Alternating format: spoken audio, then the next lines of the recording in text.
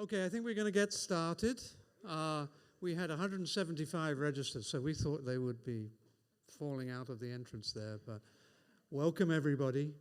Very good, very glad to have you all here. My name is Stephen Jones. I am the director of the program in Georgian Studies at the Davis Center at Harvard.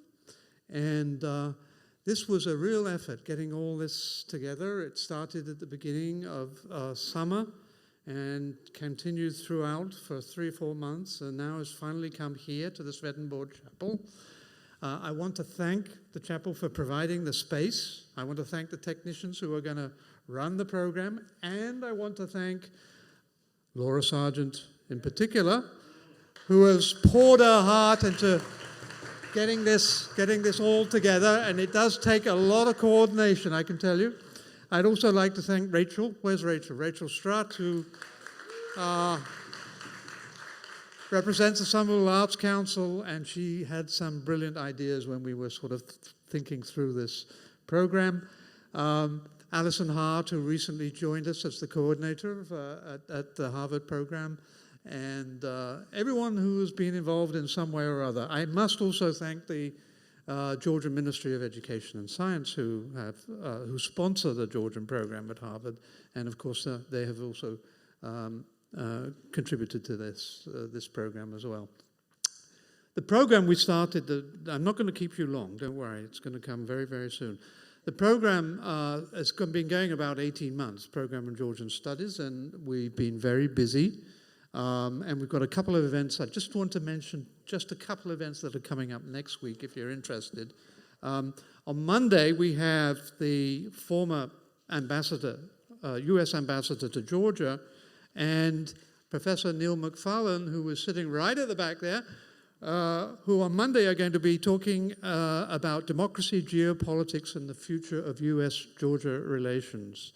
Anybody under 5 absolutely has to be there. All right.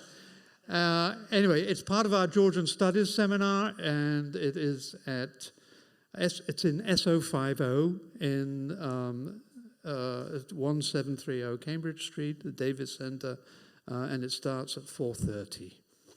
And then on the 5th, we have this, 5th of October, Georgians, Caucasians, and the Invention of Race. And it's going to be a talk. It's our annual lecture in the program, and it's going to be given by Charles King of Georgetown University, and that is also at 4:30. And this is in Sever Hall, 25 Harvard Yard. So you can find all this information on the program on Georgian Studies website. So go to the Davis Center website and then click on Research Initiatives.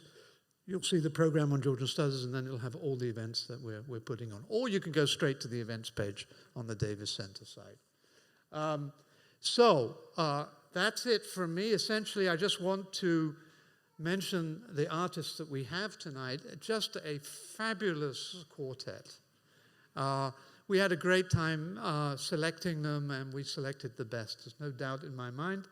And they are going to give you a real wonderful performance about these two great cultures, U.S. and Georgia, somewhat disproportionate in size. They're 5,000 miles apart, but boy, do they have a lot in common. When it comes to music and art and storytelling, they have a lot in common, as you will see. The art is, very, very much part of what we do as part of our program, and it's really the one way where you find the commonalities of our human existence. And I'm really pleased to welcome our 4 artists tonight: Owen Thomas, Max Evard, Nana Abuladze, and Aleksandre Kharanauli. All very talented, and they're going to give us a great show.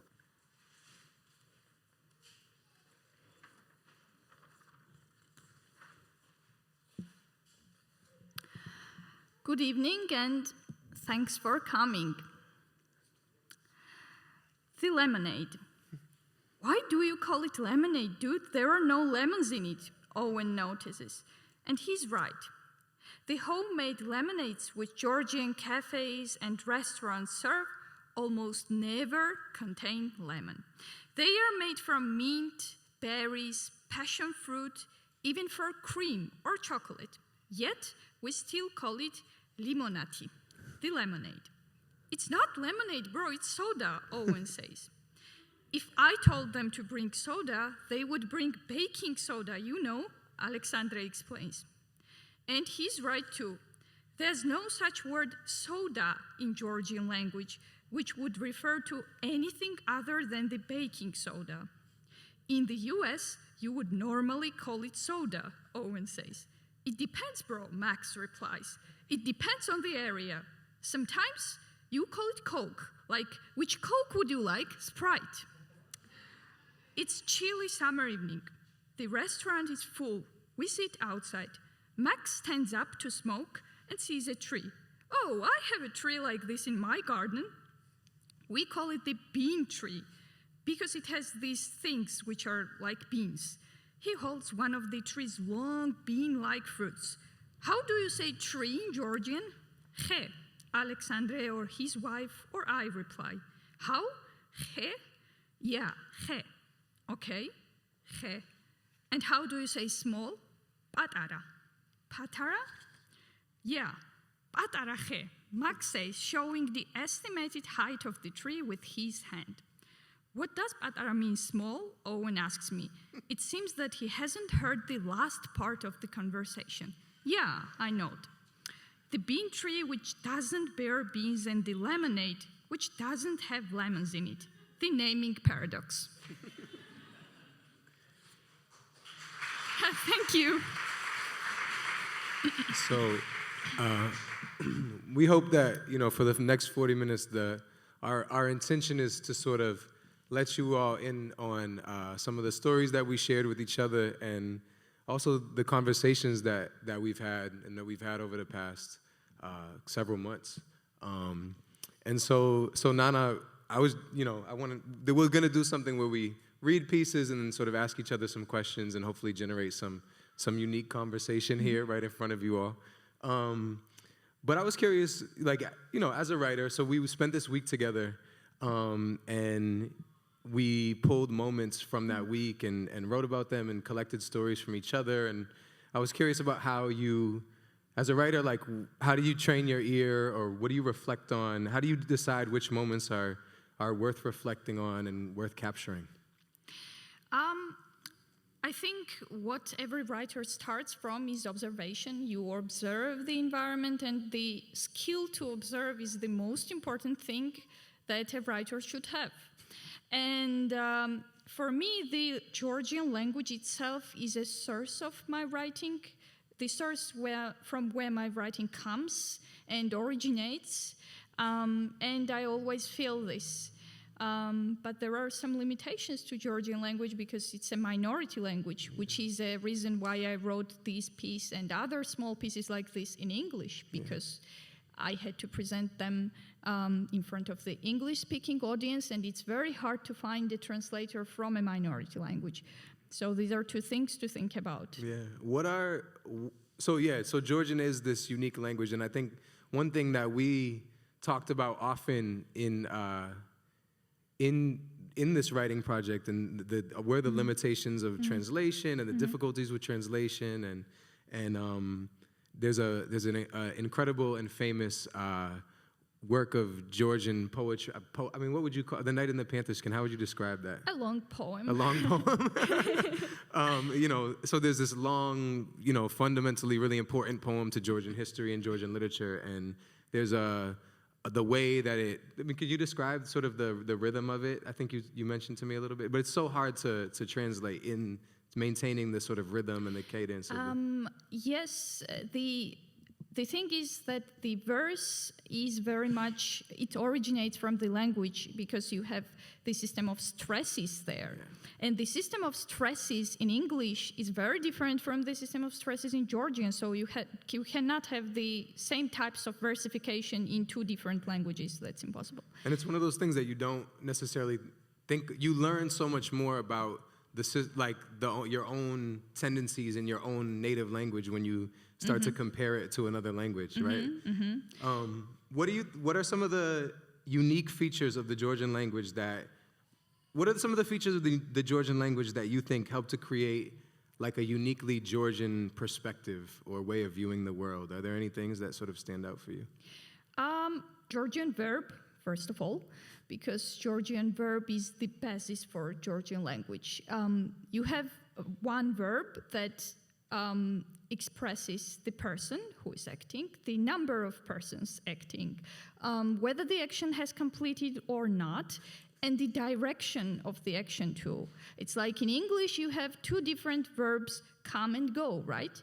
Now in Georgian, you have one and the same root. You add prefix for coming and another prefix for going and going up or down, which makes Georgian verb extremely complicated. But the Georgian is the language of the verb of action. And another thing that might be interesting for you is that Georgian doesn't have any indication of grammatical gender whatsoever. No articles, no pronouns. I mean, we have just one pronoun for everything and everyone. And that's probably because Georgian is a very, very old language and has never entered in that phase of differentiation like other languages have. What is that pronoun? We say is, or if you want to say more formal form, it's igi. Okay, cool. I spent a week in Georgia, and despite what I believe is a proclivity to learning languages, learned very little.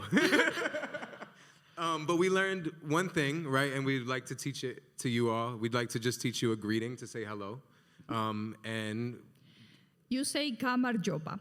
So gamarjoba, correct? Mm-hmm. All right, so we're going to invite all of us to just greet. Maybe turn to the person, we're in a church, turn to the person next to you, right? Right?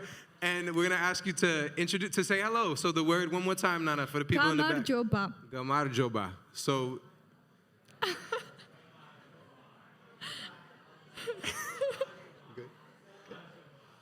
And then one round, all of us together.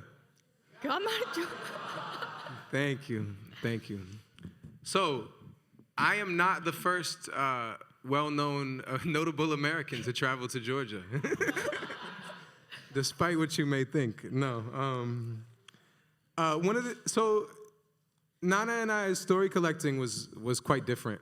And I think we're going to talk a little bit about that for the rest of this evening, sort of the ways in which we gathered stories, what we paid attention to, and about this whole concept of sort of like the insider-outsider perspective, what it's like to be coming into a culture and listening and gathering stories, and then what it's like to be the sort of representative. And I think this week Nana and I took a walk around sort of like downtown Boston yesterday, and I kind of felt like, oh, must have been how Nana felt when I was in Tbilisi, and seeing things through re-seeing things with an outsider eye, and a lot of it was really, really exciting.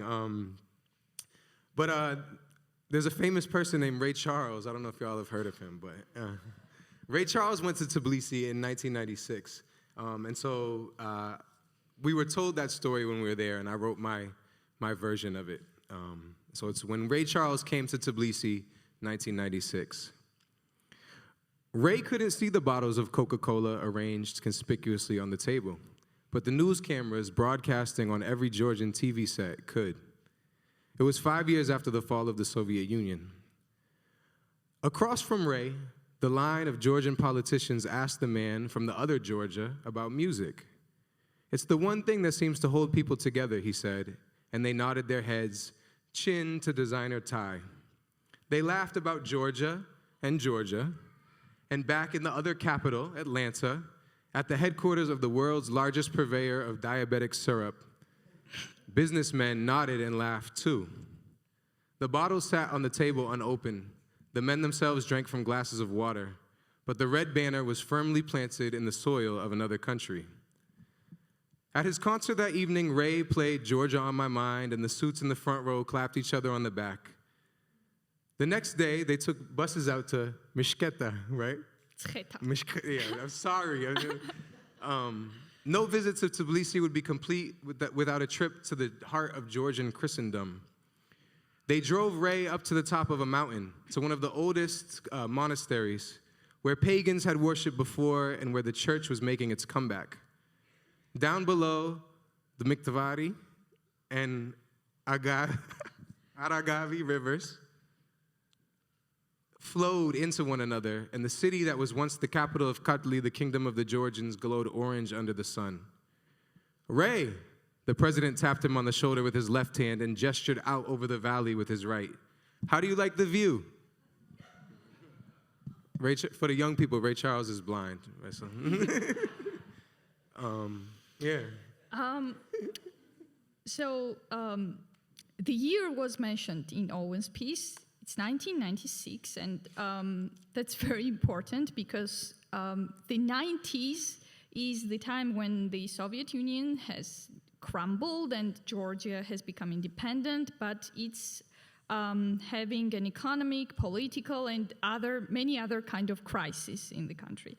And so the 90s is something very Soviet or post-Soviet phenomenon. People from distant countries cannot really understand it unless we provide the context for it. So here's my question for you. How did you feel about it when you first heard about the 90s phenomenon? And what was your reflection? Yeah.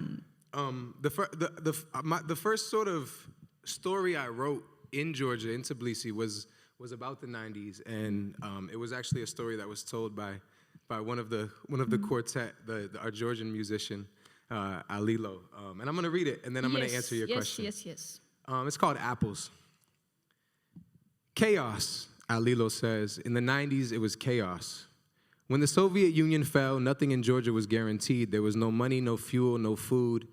The invisible hand of the free market was nowhere to be found. When there was nothing to eat, Alilo's family ate apples. Miles outside Tbilisi, they picked the sweet fruit from the village trees and filled their bags to bursting. When their little car ran out of gas outside of the city, Alilo's father lifted the sacks of fruit off of the seat and hoisted them over his shoulders. When he was a child, his given name, Aleksandre, felt like a tongue twister. He couldn't get his mouth around the syllables. Alilo, he said instead, which in Georgian means Christmas morning. 3 months early, towards the end of September, Christmas morning scurried into Tbilisi on the heels of his father, the man with sacks of apples to feed his family. A decade later, a teenage Alilo dialed himself up onto the internet. He searched peer-to-peer websites and BitTorrents, found his own presence. By chance, he clicked on an American game called Stronghold. He stayed for the credits, watching the castle gates open before him. The goal of the game was to conquer land, to build an empire. Alilo gave it a try. The pixelated knights and the squires bored him. He almost turned it off. But then the game began. The empire, it turns out, began with one small piece of land, an orchard. Ah, Alilo said, fully engrossed. This I understand, to survive off of only apples. So I think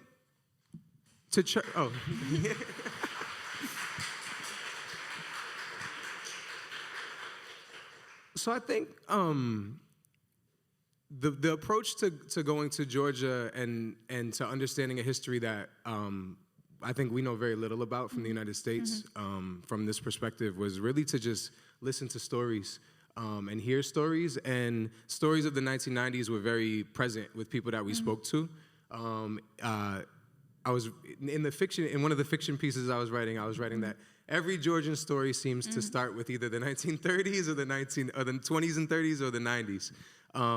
And it seems from the outside, it seems like these two periods of great transition and change are sort of the genesis of a lot of the stories that we were told. These moments of really extreme insecurity, uncertainty, really sparked a lot of the conversation and the storytelling. And I think from a progressive, I would consider myself a political progressive, a leftist. It's really hard to understand the Soviet Union at all, right? From an external perspective, and we've been given one set of propaganda and what is true and what is not true, and the question of truth. And the question of what is, people's lived experience, I think. So I think for me, the start was really just kind of trying to hear the different stories that came up. I think that was the beginning. And I think I'm still in the process of trying to make sense of what that is. And I think the fundamental takeaway is that, like, people survive things, difficult things, transitions, change, which I think in an America that so the political system seems a little uncertain, and climate change and things seem very uncertain, I think, in the world. It felt like a very heartening message to survive off of only apples, right?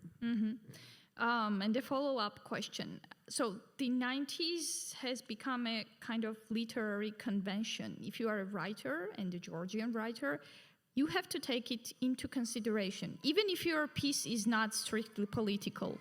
So I wonder whether there are any such kind of conventions for an American writer. Before I answer that, well, I'll answer that and then shoot a question back, which is, and nobody likes a person who answers with a question on the question, but I'm gonna be that guy. So I think that the thing that I think we've talked about this a lot over the course of the week together.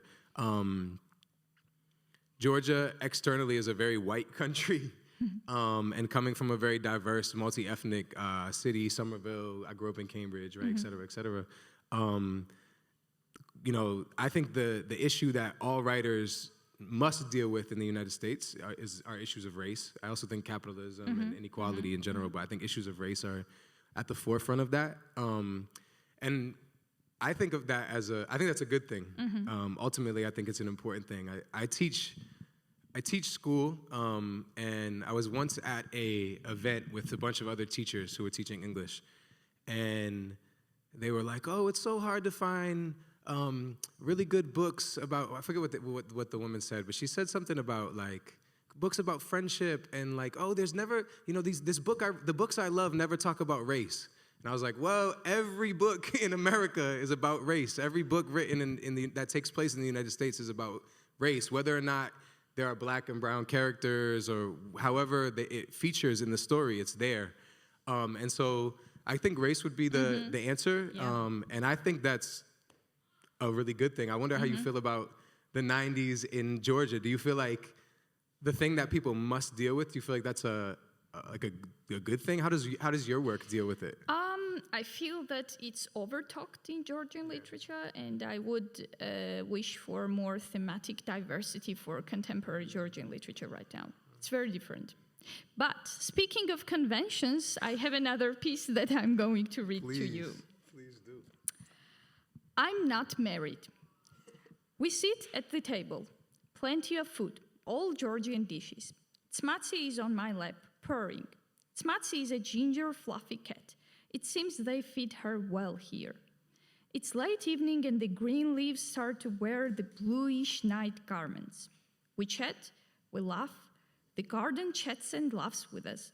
The restaurant is always crowded in evenings. Do you have kids? Max asks. No, I'm not married, I say. Max and Owen look at each other and laugh. In the U.S., it means nothing. I laugh too. But here it does. They guess my thoughts. And here it means everything, right? Tsmatsi is still on my lap. I'm not anxious anymore. Maybe that's what I need and like in my life, a pet. Tsmatsi still purrs and kneads. I interpret her kneading as the sign of not being comfortable on my knees. It looks like she's afraid that she might fall off. I hold her tighter. So people don't have kids in Georgia unless they marry? The boys are curious. They do, but it's not common. Yes. In fact, it's so uncommon that even I, with an ambition that I always examine the culture critically, even I couldn't think of it a minute ago. The boys talk about gender identity and sexual orientation and how they are viewed in the U.S. Every kid is non-binary now. Yeah, and that's great, dude. And you actually want your child to be queer, to be different, you know? I cuddled Tsmatsi thinking, thank God the orcs don't know this. They would use it as a proof for the LGBT propaganda which corrupts our children. The orcs, that's how we call them, the far-right wing groups. Aggressive, brutal, non-obedient, ignorant, poor. It's the end of June now. Still no Pride Festival. Still no acts of vandalism and violence at Tbilisi Wonderland. I have no idea either that all this will happen. The police will literally welcome the orcs at the festival venue instead of protecting the territory. The festival will end before it has started. The police will evacuate the organizers, then let the orcs invade the festival territory and smash and destroy everything on their way. Whatever remains, they will take home, like pink yoga mats, or consume, like cola or beer. They will take a group photo holding cross and icons. Our Lady looks scared and shocked in their bare paw-like and dirty hands. The orcs, vandals, barbarians, thieves, who not seldom end up beating each other. But it's the end of June now, and nothing from this had happened yet. It's the end of June, we have a dinner, and I cuddled Smatsi. It's the end of June, I'm not married, and this means nothing. Thank you.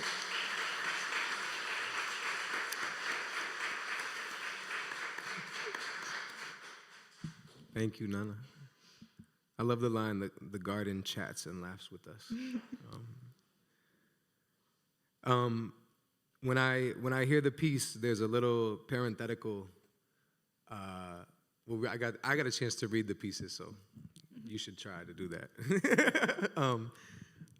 When I read the piece, there was a little parenthetical part that said, "With an ambition that I always examine the culture critically."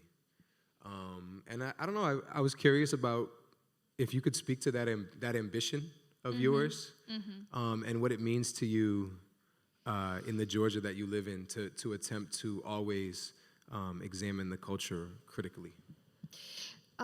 Yes, I think this came along with my writing life, because a writer is someone who observes the society and sees the hidden hierarchy in society and unravels it and makes it visible for the readers too. And for me, that's very important because I consider literature to be the collection of voices, and all of these voices have to be equally heard and equally sound, because they are all equally important. And for me, literature is always about diversity and always about connecting people and not dividing them. And the culture which I come from is hierarchical, it's patriarchal, and so I always have this kind of ambivalent relationship to my culture because it's part of me. I've grown up with it, but at the same time, I don't like it. And that's the conflict that I have to deal with constantly while writing. Yeah, and yeah, cool. Thank you. Thank you. Yeah, I think that came up a lot in our conversations with each other. We sat together often and walked around the city of Tbilisi, and we sat over food and art. We looked at art together and all different things, and shared stories with each other, family, and all these different things. But one interesting conversation that I feel like we had sort of began a conversation about this whole critical nature and how we look at our cultures critically. And it started with a question that I asked you. And do you remember this moment? Who is your hero? Who is your hero? Yeah, who are your heroes? And so we were thinking about national heroes, personal heroes. And I asked Nana, who are your heroes? And so I thought it was a moment worth capturing, and so I captured it here. We'll see if Nana thinks I did a good job. This is Conversations with Nana, Part 2. Who are your heroes, I ask. Nana tells me the story of Ektime Takishvili. Good enough? All right. The scholar who loved his country. In 1921, when the Soviet armies claimed Georgia as their own, he fled to France, lugging with him the entirety of the national treasury, 39 wooden crates laden with the gold of ancient Georgia, Colchis, the legendary land of Jason's shining fleece. Nana throws her skinny arms wide, like she's hoisting the crates herself. "Our treasures," she says, and her eyes flash in the light. For years, Ektime and his wife lived on a hillside in France, 1,000 miles away from home, eking out a living from the soil. They weren't farmers. The seeds they planted didn't sprout. The wind stirred up the dust. There was never enough rain. They had a single goat whose milk they drank together. "One piece of gold," Nana says, and her fingers squeeze together a nugget of the treasure. If he had sold just one piece of gold, they could have lived in luxury. Instead, he milked the goat and waited. By the time he judged that it was safe to return, that the treasure would remain intact in Tbilisi, Nana's hero's clothes had turned to rags. He had no suit fit to accompany the gold back to Georgia. He was a man of integrity, Nana says, because he kept it together, even as his belly shrunk and his shoulders stooped.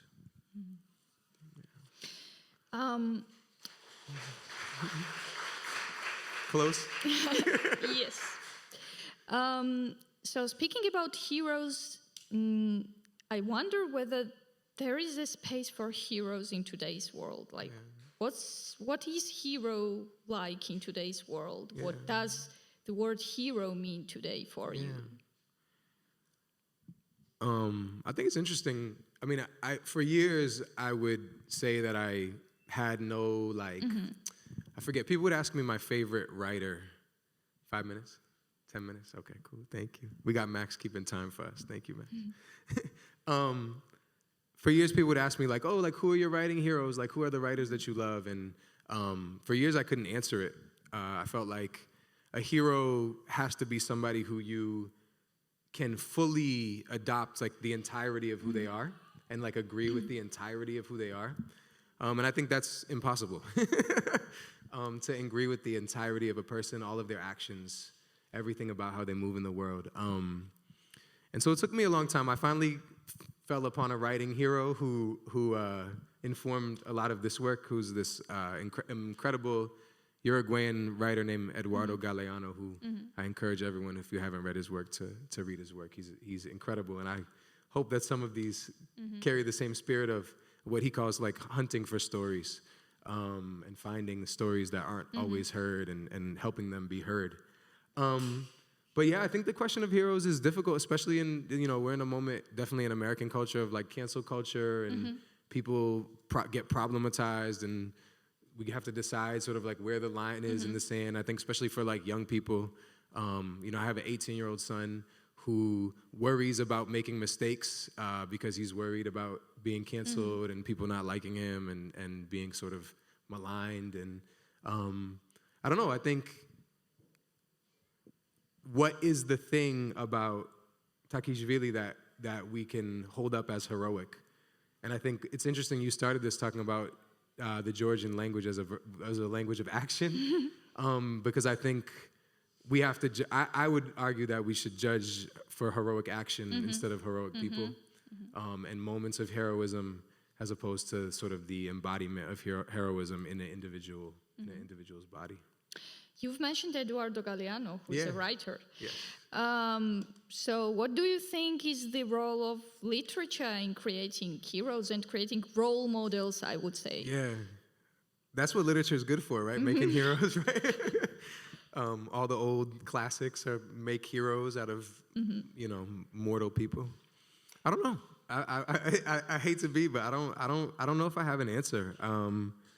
I think that the work that I attempted to do, I mean, for example, one of the most famous Georgians is Joseph Stalin, right? Stalin is one of the most famous Georgians, and I wrote a piece. I won't read it because we don't have time, but I had a chance to visit this museum on the outskirts of Georgia, which is Stalin's underground printing house, where a young Stalin engaged in activist activity against the Tsar and the Tsar's regime in the Russian Empire. And the image of 4 people climbing down a 60-foot well to enter this underground bunker to publish pamphlets that are going to protest the Tsar and this, very oppressive regime is a very heroic thing to me. And it was very hard not to feel very moved by that. And then I went back to the writer's house where we were staying, and there were stories about a man who was basically forced by the regime to commit suicide right there on the floor of the writer's house where Max and I spent our week. And so I think, right, and that was under Stalin's later regime when he was in charge of the Soviet Union. So how do we understand human beings in all their complexity? And I think choosing snapshots is a way to do that. I also think it's a way that we have to know that they are pieces and they're not the entirety of a human being. And we are now close to the last part We of our are, presentation. yeah. Which stems out for the first 2 parts that we've talked. The conversation about race, gender, and examining the culture critically, and inside and outside view of the culture. I have 2 pieces, strangely enough, because when Owen told me that race is something that the writer from the U.S. has to write about, I thought, oh my God, thank God I'm not living there, because I wouldn't be able to write about it, because racism is not part of my history and culture. But the stories that Owen told me influenced me so much that I still wrote something about it. And these are 2 small pieces. One of them I'm going to read to you now. I wrote them originally in Georgian and then translated into English. These 2 pieces are about the false illnesses that the slaves would be diagnosed by the white so-called doctors, that would explain their unwillingness to work or willingness to escape from. And I will read and you will figure it out. So, drapetomania. Like an embryo in a mother's womb, you lie towards the wall, your knees bent. It's the wall, the decaying wall of the hut, which hears your silence, which sees the blood on your dress and the tears in your eyes. You think about the women whose hearts are buried in that wall, while 2 hearts beat in your body, but you don't care. You are ill, they say. It's the illness that makes you jump out of the bed and run and run and run away in the darkness, until you stumble over a stone and fall, or until your master's dog catches your smell with his nostrils and barks at you wildly. It's truly an illness, since your life now is surely better than it was. The barbarity, the poverty, the savagery. Now you have food and water and a shelter to dwell in. You work healthily. No one even beat you in the past. Now we are beaten only to be cured. So why would you run away? No one beat you in the past, it's true. But what they would do to you instead is for a woman more horrible than death. And so you run away. And you will run away tonight, before your belly has swelled like the whiskey casks of your master, has swelled from his blood, the alien blood. What can be worse than that which is more horrible than death? Perhaps only the birth of a new life from such evil, and then the tearing of it out from your womb and selling like a thing, non-living. So run away, before they know, before they whip your illness out of your body.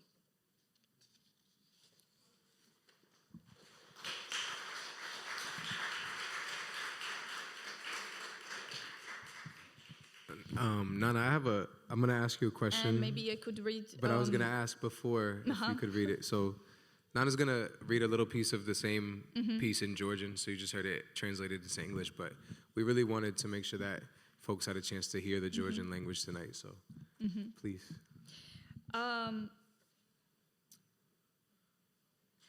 I think I will read the end part so you can catch the rhythm. ამიტომაც გარბი ხარ და ამაღამაც გაიქცევი.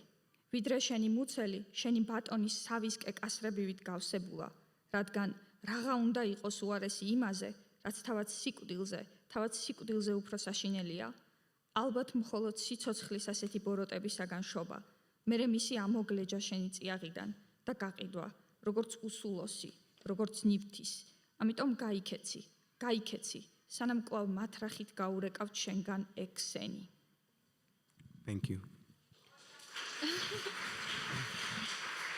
Thank you.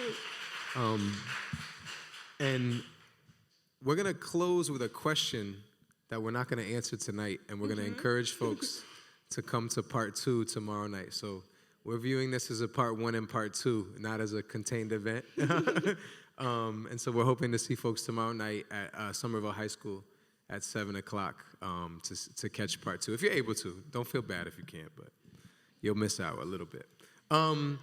So the question that we're going to sort of approach tomorrow night is, and we hopefully got at some of it today, but how do we, the question I'll ask you, Nana, just in reference to that text and serving as a bridge to tomorrow is, how do you approach stories of national trauma from an outsider perspective? What do you think about when engaging in that process, and how do you address the lack of experience or lack of direct experience or lived context? So in my case, the way out was to use second-person narrative, to not appropriate the story that was not mine, and that would happen if I used the first-person narrative, and not to alienate completely from the story, which would happen if I used the third-person narrative. So I'm a writer who thinks about a form very much, and the choice of a literary device matters. That would be my closing remark. And so tonight we engage with more of our nonfiction works and the stories that we collected. But I think both Nana and myself, we are fiction writers, both of us, novelists and poets. And so I think there's a limitation to nonfiction and the collecting of stories. I think it's a start. I think it's a very key and important start, especially when engaging with a different culture. Really important to go and have really open ears and hear what is being told in a space. But also, once you've done a little bit of that, there's so much space for the imagination to sort of look at what comes next. And so tomorrow night, we're looking forward to sharing some of our fiction texts that were inspired by this work. That's it. We'll leave you there. Thank you so much. Thank you so much. Yeah, thank you for listening. Appreciate it.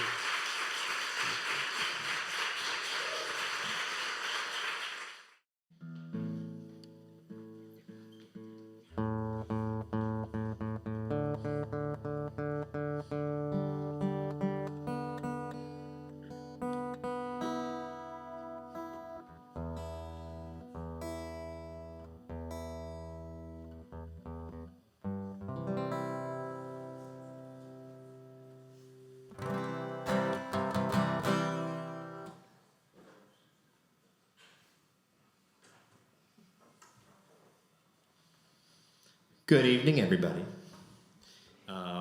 Thank you all for coming.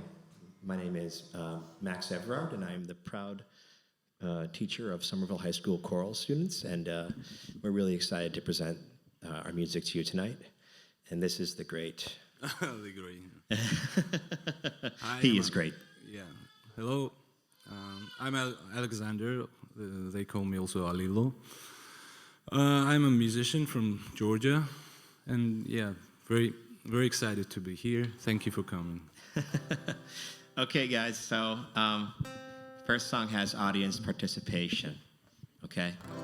So we have the word we learned earlier from Nana and Owen. Can we all say gamajoba? Good, okay, now can we say it in rhythm? Gamajoba. Good, it's gonna go like this. 1, 2, gamajoba. 1, 2, 3. Hello. Try it. 1, 2. Gamajoba. 1, 2, 3. Hello. There we go. Now let's put a pitch on it. Gama. That was terrifying. Yeah, that was the note you guys have to sing. Okay, so we have Gamajoba. 1, 2, 3. Hello. 1, 2. Gamajoba. 1, 2, 3. Hello. 1, 2. Gamajoba. 1, 2, 3. Hello. 1, 2. Gamajoba. 1, 2, 3. Hello. There we go. All right. Ready? Okay. 1, 2, ready. And...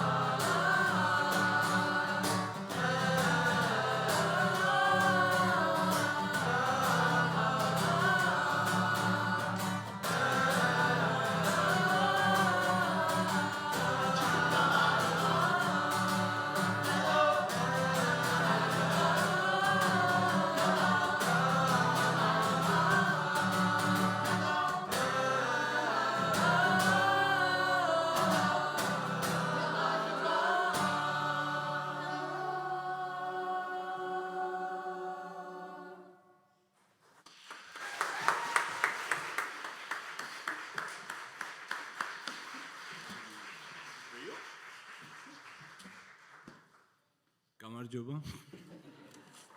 Hello. So, I would like to say a little thing about Georgian folk music. It's well known and it's globally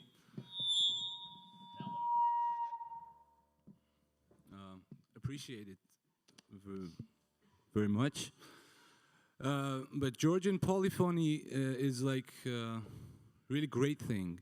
Like Igor Stravinsky said a lot about this.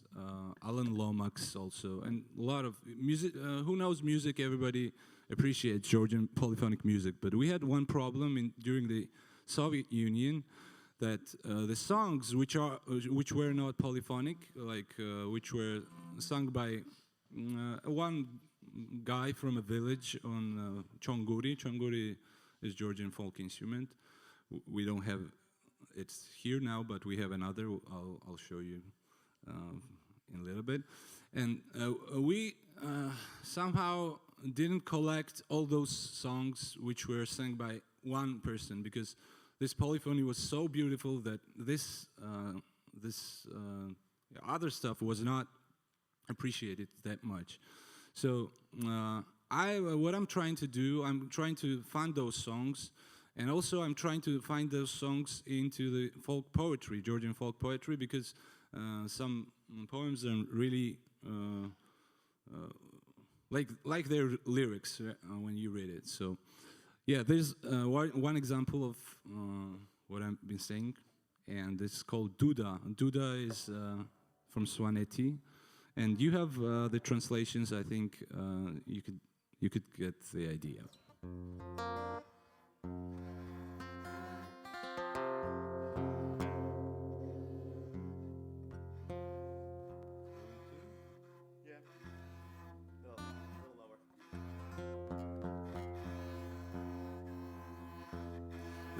The thing about Junior is that it never goes. The tuning is always changing. So we need. There we go.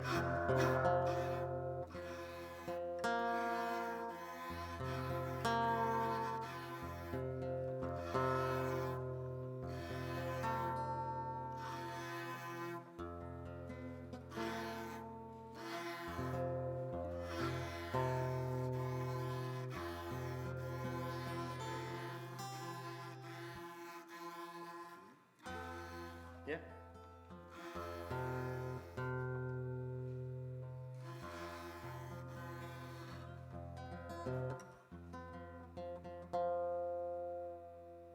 Sorry.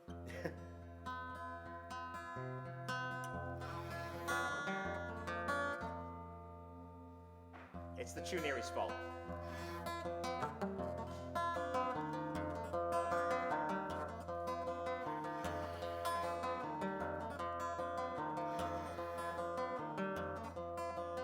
Duda Tsodwilo Satan Michwal.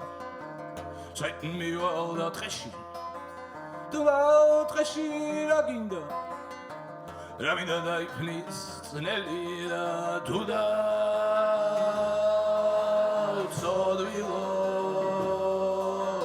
Duda.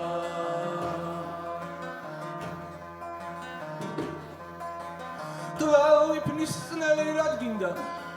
Raminda Satoli Shesapurella. Duda Shanitali Perdimedaris. Aber Berzat Khomar Daksheboda Duda Tsodwilo Duda.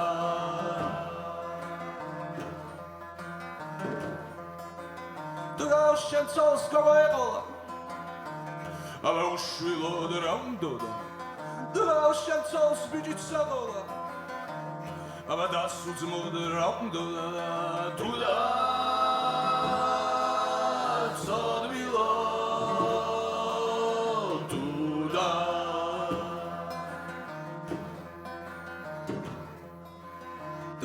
Shenigago Monkodar Abam Sopels Raundo Dura Shanibijits Monkodara Abadas Uzmod Raundo Dura Shanitsolits Garacholia Dart Abam Shwebod Raundo Dagda Duda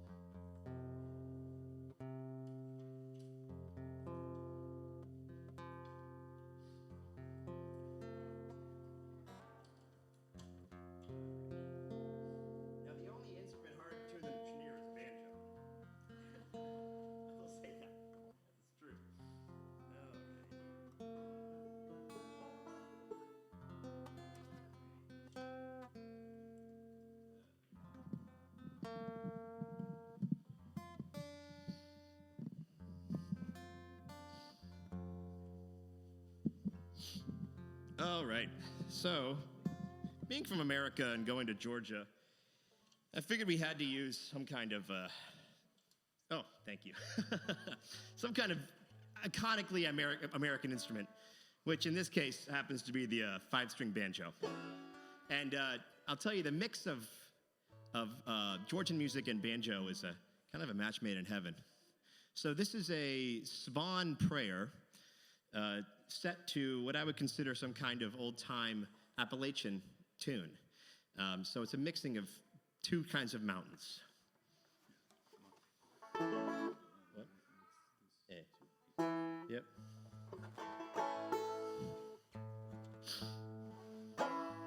Ready?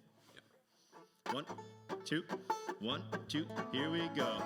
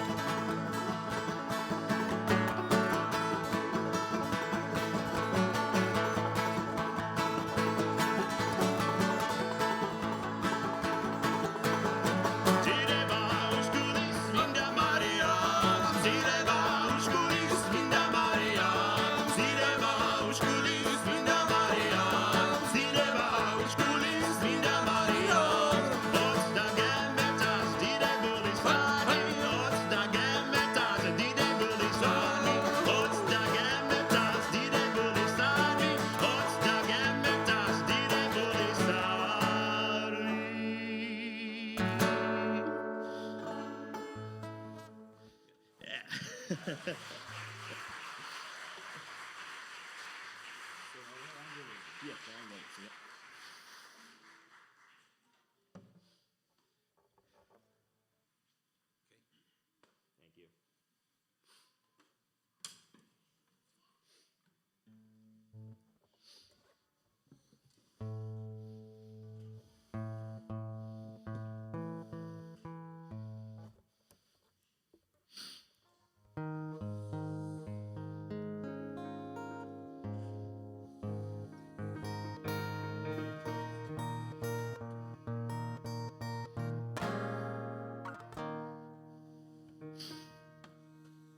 All right, everybody.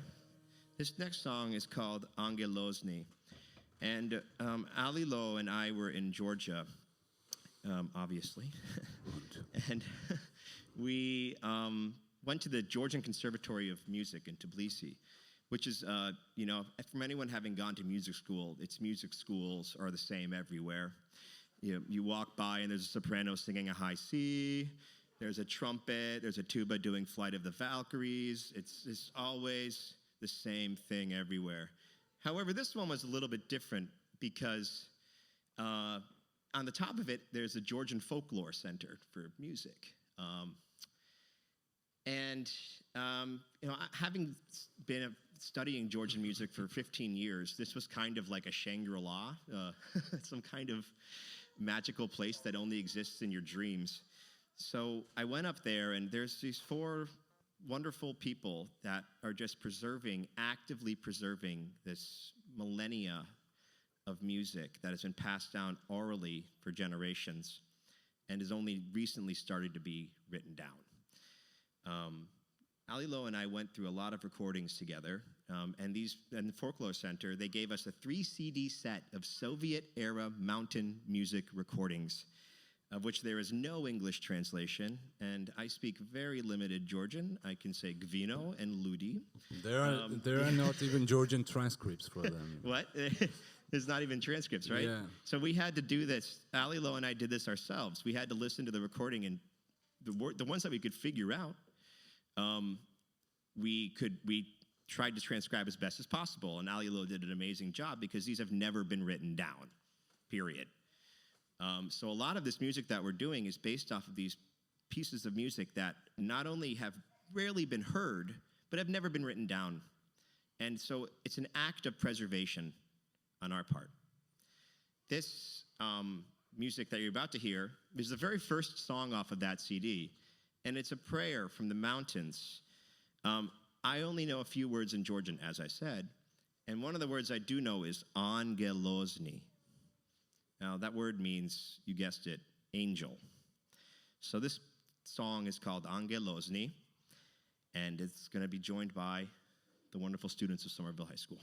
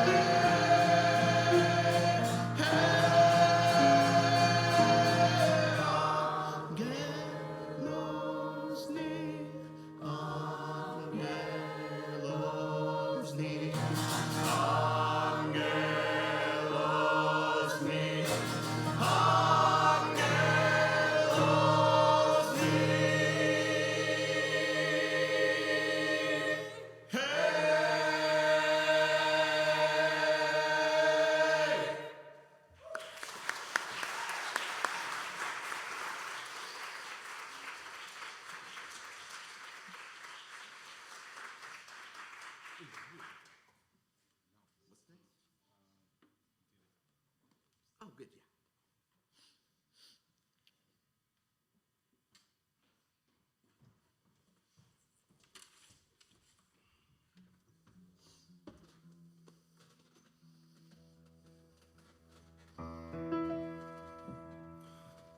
This is also an old Georgian folk song, exactly what I was talking about, this good example. But I've been singing it my way, so here's Max, and these guys who are really wonderful, and I thank you so much that you're here.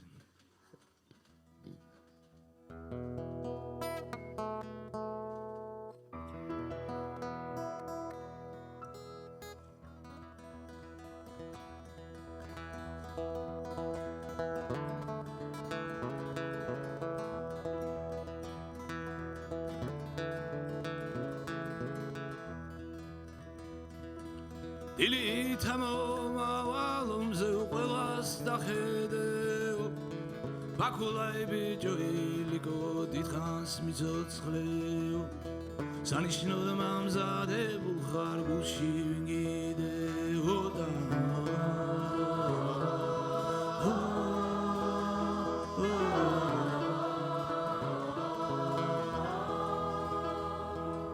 სანიშნოდ მამზადებულ ხარ გულში ვინგიდეო და ლაზარეს გოგოთა მაირად აიცვალ მაზეო ვინ მოგცა იმის ფართუკი ვიდგანიშონეო და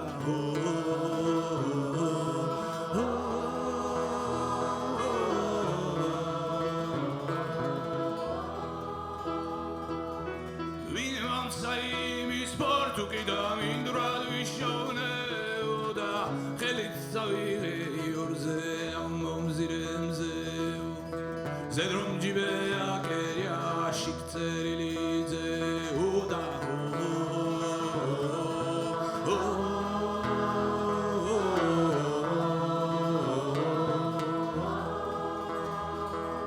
ზედრომ ჯიბე აკერია შიქცერილიძეო და ამაერეცა ეკითხე მხიარულომზეო ფაგულ გოგოთა მარირა დაიცვალ მაზეო და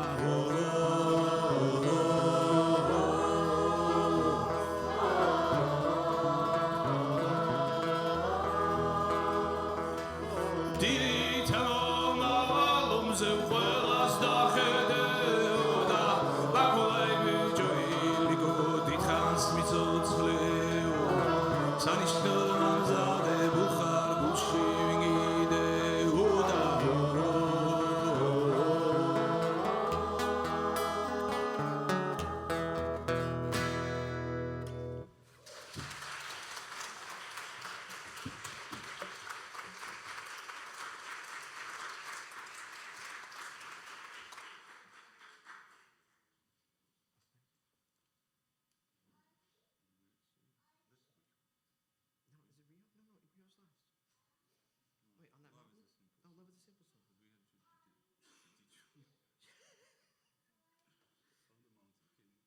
Want to do that one? Yeah. Okay.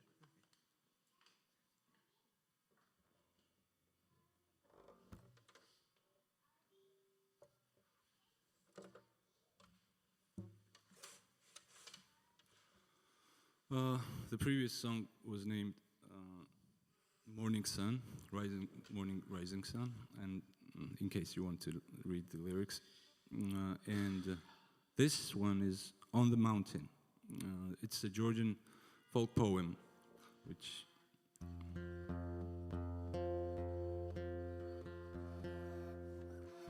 Give us 5 minutes, please.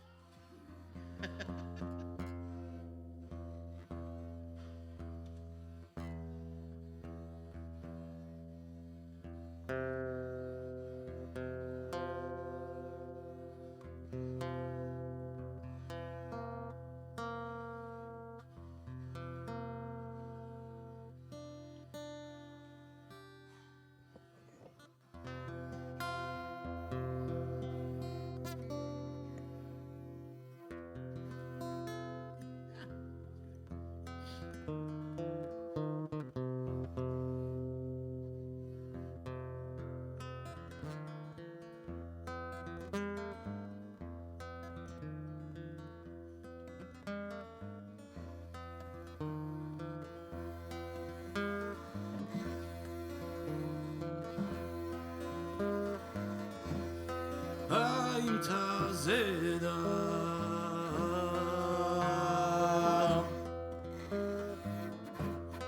Tolian Zeda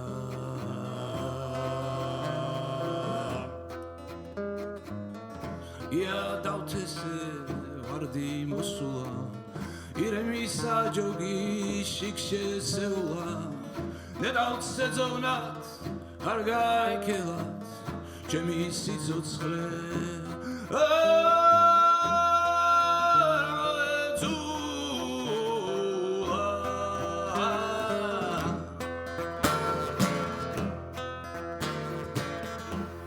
Seeds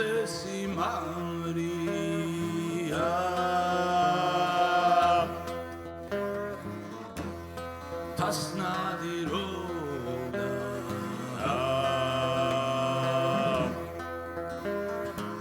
Sportsna Sasidu, Mokla Iremi, Simara Sportsna, Mokla Sasidu, Shulo Darejan, Mari Mogika.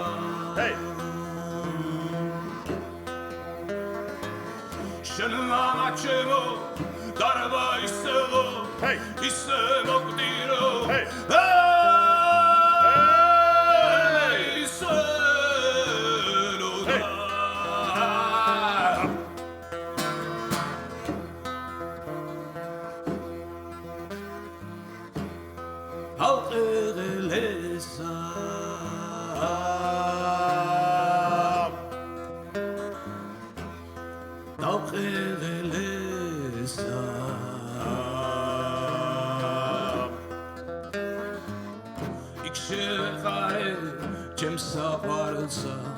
Ajda orani glejda twalipsa aksha orano shega ukharelu nuglej twalipsa ertkhel atsaris napots imtsaris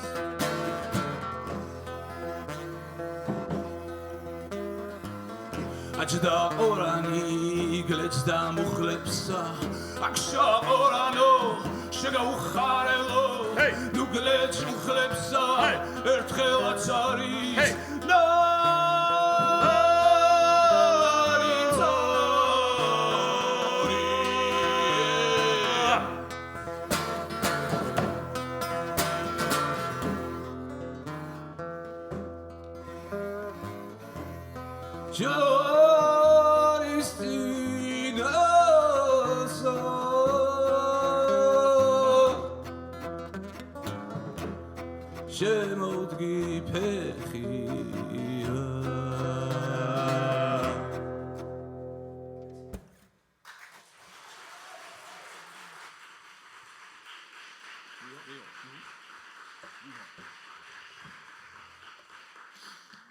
Okay, everybody, thank you. This song has one significance in it. That in mountains, there's some holy places that that women could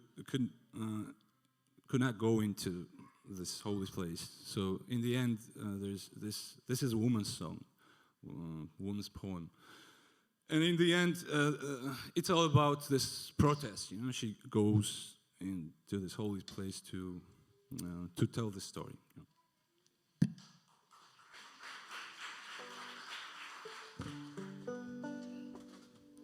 Okay, this is another one from Swaneti. Actually, it's Chuniris from Swaneti, an instrument. Yeah, the chuniri is from Swaneti. Yeah. It is also incredibly difficult to play, but it's really fun.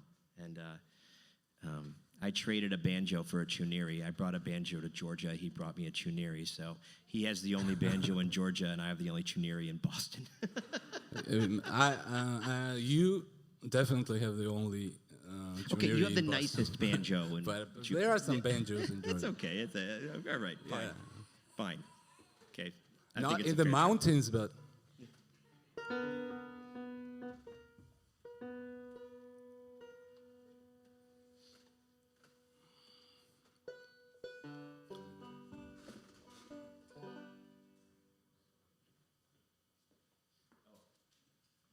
And also, this is our last song.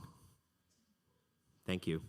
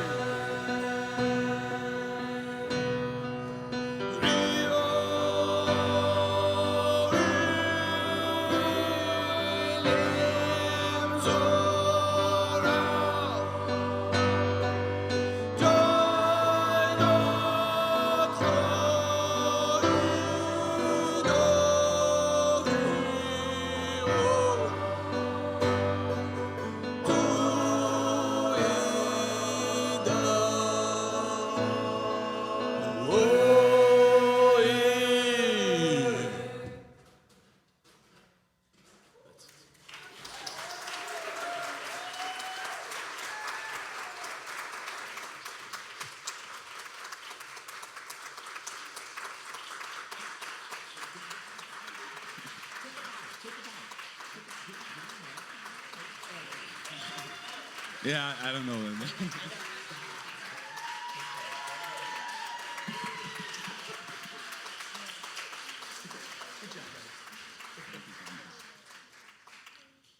So yes, we have some more songs in progress, but we are going to record all of them and that more songs too. So, but for today, I think, yeah. Yeah, that's pretty all. good. Yeah. Yeah. Thank you. Thank you very much.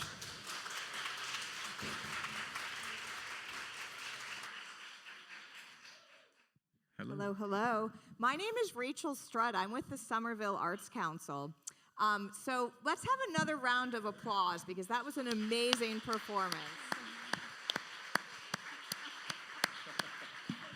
We're going to have a Q&A. It'll probably last about 10 minutes because I'm guessing we're all getting a little hungry. We're waiting for Alilo to join us.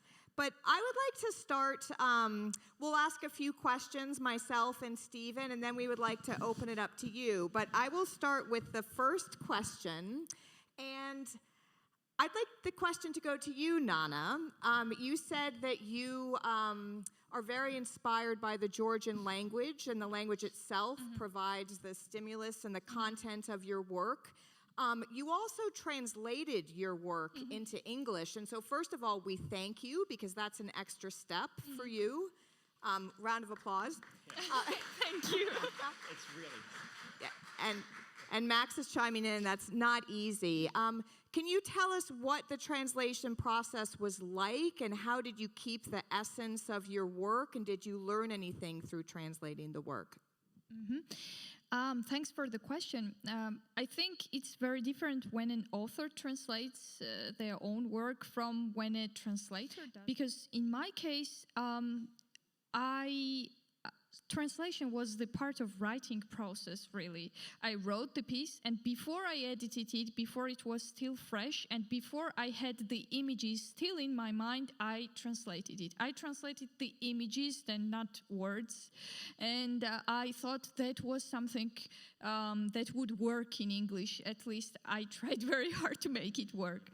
And I think a translator would approach it in a very different way, translating words and taking into consideration the connotations of each of them.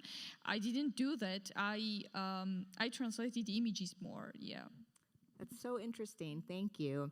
I'll ask one more question, then I'm going to pass the mic to Stephen. So this was a cross-cultural collaboration. Can you tell me, all of you or a few of you, what you learned from this collaboration and how did you influence each other? Actually, I learned a lot because when this collaboration started, I started to dig into Georgian folk poetry, which I didn't know about before. And those folk poetry is from mountains, and it's for in the mountains. There's a tradition when there's a funeral, there are some people, mostly women, who go and cry. We call it mourners, yeah. And those are the great poetry. And I've learned about that. It has also some significances in it, which for me probably is the big discovery. Yes. So yeah. What about you, Max? Working with Alilo on this project has been a dream come true from my perspective. He's a wonderful collaborator, and I've just been so lucky to work with Owen and Nana as well. Georgia, I feel when I go there, everyone has a sense of place. They thank their ancestors frequently at the supra table. Cheers to the ancestors. Our ancestors, this is for you. Being an American, I didn't know my background. Some do. I was not the one. My family history was muddled. It's a gray kind of cloud. Not sure what it is or who I am, but I know that I'm here. And so when I go to Georgia, I have a feeling of envy because it feels like they all know where they're from and who they are and what they've been a part of. Now, is that true or not? I'm not sure, but it's the feeling I get, and it's envy. And I've learned that, the act of preserving music is the act of preserving your history and your past. And I'm honored to be a part of that for this project. Do you have anything to add? Yeah, I'll Owen? just be quick. I mean, Georgia is I think Stephen said it best the other night, it's a country that punches well above its weight in terms of literature. So I think Georgia has a lot to offer the world in terms of literature. We talked about kind of reminding of Ireland in that case, like Irish literature and poetry is way outsized compared to the size of its actual populace, and we get a chance to experience that as English speakers. Georgian literature is robust and rich, and I don't know what the number of writers per person is, but it seems like it's probably above the average, the global average, and there's tons of Georgian literature, and just to get exposed to that with an incredible, leading figure in Georgian literature. It might not be clear, but Nana is a incredibly leading figure in terms of pushing Georgian literature forward, an award-winning author and incredible mind, both fiction creator, but also like a mind when it comes to thinking about art and the role of art. And so I feel also blessed, but to have the opportunity to sort of support the furthering of knowledge of Georgian literature on a global situation. Thank you so much. Stephen, do you have a few questions? And then if a few of you have questions as well. Okay, any questions? Sure, I can repeat it, or if you want to stand up and...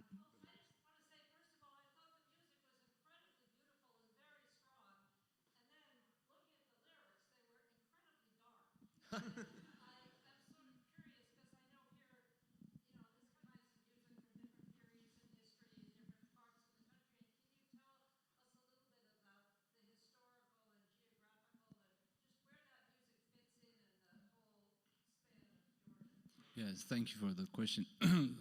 Actually, the life in mountains were really harsh.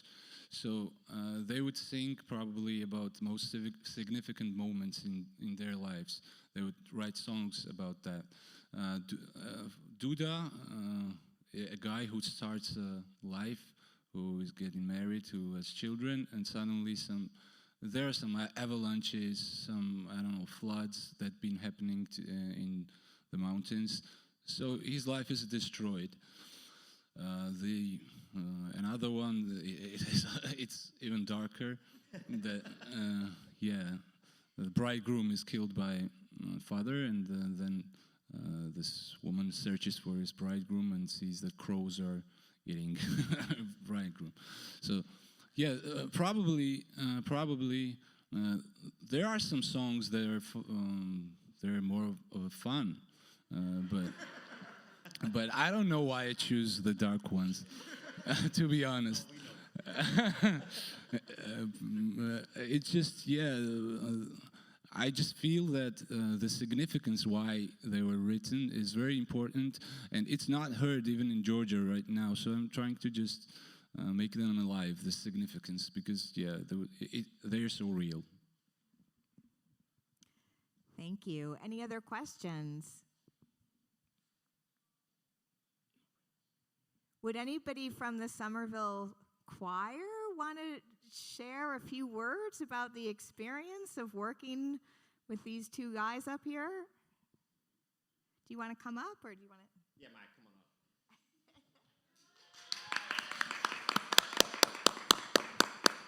up. Getting to learn a bunch of new songs really quickly in like 3 weeks and in a different way than reading sheet music was a lot of fun, because a lot of this we just listened to and then learned the song and then just sang it. Yeah. That's awesome. Well, you guys pulled it off. Well done. Any other questions?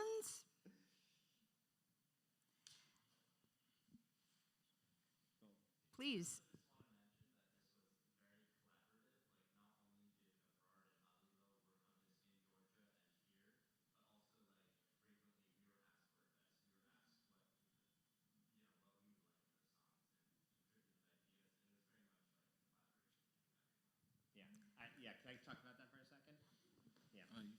Oh, I'll take this one. Yeah, sorry.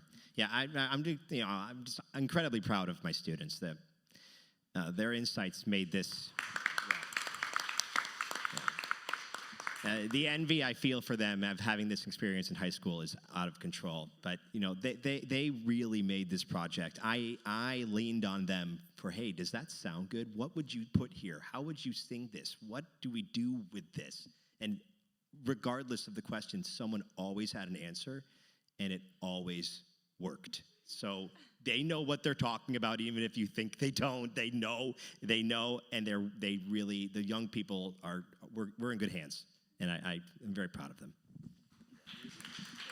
Musically. So we hope that you all come and visit us tomorrow in Somerville at Somerville High School at 7 o'clock. And from what I understand, it's going to be a new repertoire. So it's going to be a continuation of this evening. And do you have anything to add, Stephen?